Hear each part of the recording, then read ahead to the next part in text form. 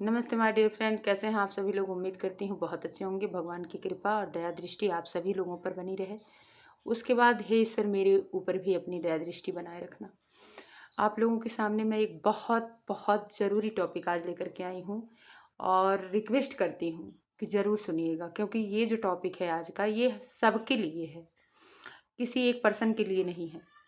क्योंकि जो मैंने देखा है अब तक की अपनी लाइफ में, मैं वही चीज़ें, अपना अनुभव ही आप लोगों के साथ शेयर करना चाहती हूँ। तो बात को आगे बढ़ाते हैं। प्लीज़ ज़रूर सुनिएगा। अगर आज की वीडियो आप लोगों ने नहीं सुनी तो हमको लगता है बहुत कुछ खो देंगे। जानकारी सबके अंदर इस बात की होगी जो मैं कहने जा रही हूँ, लेकिन मानते बहुत कम लोग होंगे। तो मैं अपनी ज़िंदगी का एक छोटा सा अनुभव आप लोगों को बताना चाहती हूँ। प्लीज़ सुन लीजिएगा। तो मेरी आज की बात, आज का रिक्वेस्ट ये है कि आप लोग अपनी कमाई का 4 हिस्सा करिएगा। प्लीज़, आगे भी बताऊंगी, रीजन भी बताऊंगी। 4 हिस्सा इसलिए करिएगा क्योंकि अब ये ना सोचिएगा कि मैं किसी परिवार को भड़का रही हूँ, किसी के खिलाफ कोई बात कर रही हूँ कि हाँ ऐसी सोच है मेरी। बिल्कुल ऐसी सोच नहीं है। ईश्वर साक्षी है कि मेरी सोच कैसी है। मैं कभी किसी के लिए ना बुरा सोचती हूँ ना कहती हूँ, और करना तो बहुत दूर की बात हो जाती है। अपने मुंह से कोई नहीं कहता है कि मैं बुरी हूँ, लेकिन भगवान जानता है कि मैं अगर प्यार से कोई बोले तो जान देने के लिए तैयार हो जाती हूँ। मैं इस टाइप की हूँ। मेरी भावनाओं से लोगों ने बहुत खेला है, बहुत खेला है, क्योंकि उनको पता है कि मैं इमोशनल फूल हूँ। तो लोग जानते हैं कि पागल है ये, समझती सबकी चालाकियों को हो, बस अवॉइड कर देती हूँ। तो फिर ठीक है, आगे बढ़ते हैं। 4 हिस्से। पहला हिस्सा, जॉइंट फैमिली में अगर हैं तो एक वहाँ दीजिएगा अपने परिवार में, पूरे परिवार में। एक हिस्सा अपने बच्चों के लिए रखिएगा, क्योंकि बच्चे हमारी प्रायोरिटी हैं। हमने उनको पैदा किया है तो हमारा फर्ज होता है रखने का। बात ठीक है, आप जॉइंट फैमिली में हैं, अच्छी बात है, लेकिन अपने हिस्से का 4 हिस्सा करने के बाद एक हिस्सा अपने फैमिली के लिए, जॉइंट फैमिली के लिए। दूसरा हिस्सा अपने बच्चों के लिए। तीसरा हिस्सा खुद के लिए। ये तीसरा हिस्सा कतई ना भूलिएगा मेरे दोस्तों। ये तीसरा हिस्सा सबसे ज़्यादा अहम और इम्पॉर्टेंट होता है। खुद के लिए ज़रूर रखिएगा, ये मेरी रिक्वेस्ट। और चौथा हिस्सा इसलिए मैंने कहा, कभी भी किसी को भी ज़रूरत पड़ सकती है। जैसे आपका मन हुआ दान पुण्य करने का, तो आप अगर नहीं रखे रहेंगे एक किनारे तो कहाँ से करेंगे। अभी आप सोचेंगे कि जो एक हिस्सा अपने लिए रखेंगे वहाँ से करेंगे। वो हिस्सा जो आप रखेंगे वो ये मान के चलिएगा कि हमारे बुढ़ापे में हमको काम आएगा या हमारी बीमारियों में हमको काम आएगा। उसको छूइएगा ही नहीं, उसको इमरजेंसी के लिए रखिएगा। और ये जो चौथा हिस्सा रहेगा उसे दान पुण्य, घूमना, खेलना, खाना, अगर छोटी मोटी ज़रूरतें हैं उसको पूरा करना। भले आप सोच रहे होंगे इतनी कमाई नहीं है मेरी कि मैं 4 हिस्से लगा सकूं। 100 रुपए की अगर कमाई है तो 25 चौके 100। 25 रुपया अपने लिए, 25 रुपया बच्चे के लिए, 25 रुपया परिवार के लिए, और 25 रुपया उस चीज़ के लिए जो हमको कभी भी ज़रूरत पड़ सकती है, या परिवार में ही किसी को ज़रूरत पड़ सकती है। वो एक तरह से मान के चलिए सार्वजनिक रहेगा आपका। ये कभी ना सोचिएगा मेरी इतनी इनकम हम नहीं है कि मैं नहीं कर पाऊंगा। थोड़ा ही रखिएगा, लेकिन रखिएगा ज़रूर।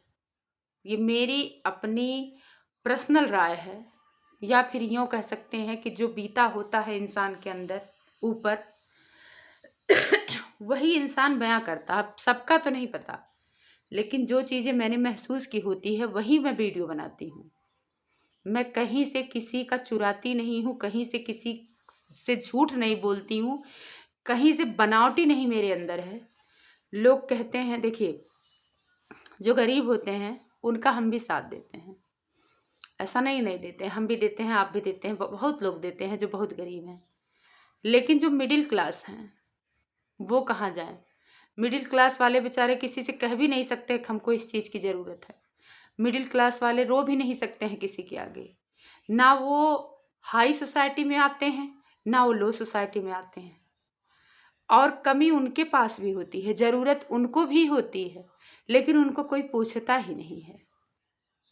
हाँ, बहुत सारे ऐसे लोग होंगे जो यूट्यूब पे काम कर रहे होंगे, मिडिल फैमिली के होंगे और उनको बहुत ज़्यादा ज़रूरत होगी, लेकिन अगर उन्होंने ढंग का पहना है, अरे ये तो हाई सोसाइटी के, उनके का कमी बा, हाई में गिनती कर देंगे। एक्चुअली ज़रूरतमंदों की हम ज़रूरतें नहीं पूरी करते हैं, हम वहाँ पहुँच जाते हैं जहाँ नहीं हमारी ज़रूरत होती, हम उनकी हेल्प करने ज़रूर पहुँच जाते हैं। तो कहने का तात्पर्य मेरे ये है कि इस चीज़ के बारे में ज़रूर सोचिएगा जो मैंने कहा है।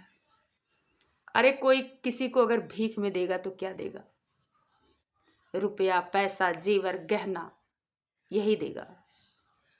लेकिन मेरे पति ने तो अपनी ज़िंदगी दांव पे लगा करके सबकी ज़िंदगियां बचाई हैं। उसके बाद भी अगर ये मैं बात कह रही हूँ तो कुछ तो बात होगी, बाकी आप लोग खुद समझदार हैं।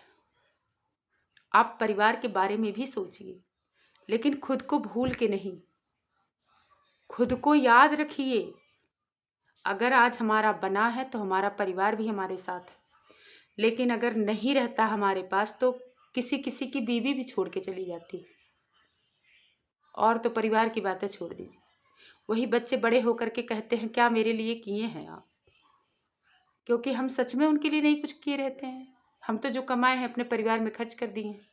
खर्च करिए, लेकिन खुद के लिए भी ज़रूर बचाइएगा और अपने बच्चों के बारे में भी सोचिएगा। मुझे आप लोगों से बताना बहुत कुछ है, लेकिन मुझे पता है आज के ज़माने में भागती दौड़ती ज़िंदगी में कोई सुनने वाला नहीं है, और मेरी आदत है रोने वाली नहीं है, और रोती भी नहीं हूँ।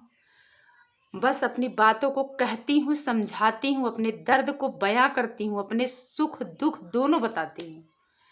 तो मेरी रिक्वेस्ट है आप लोगों से कि मेरी बात पे गौर ज़रूर करिएगा, क्योंकि मैंने अपनी समझ से बहुत गहरी और अच्छी बात कही है। बाकी तो आप कमेंट में बताएंगे कि हमने क्या कहा है। मेरे हस्बैंड की तबीयत नहीं ठीक है। My husband is not good. आज 15-20 दिन हो गया वो बिस्तर पे है।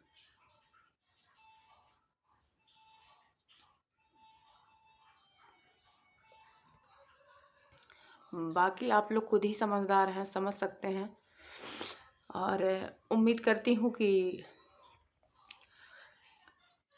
आप लोग जो है प्रार्थना करेंगे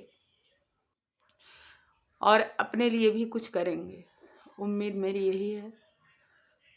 बाकी वीडियो लंबा हो जा रहा है, माफ़ी चाहते हैं, बोल भी नहीं पा रहे हैं। आप लोग अपना ख्याल रखिएगा, अपने परिवार के साथ खुश रहिए, मस्त रहिए, अपने बारे में भी सोचिए ज़रूर। नमस्ते, धन्यवाद आप लोगों का, बहुत बहुत धन्यवाद, थैंक यू, बाय बाय।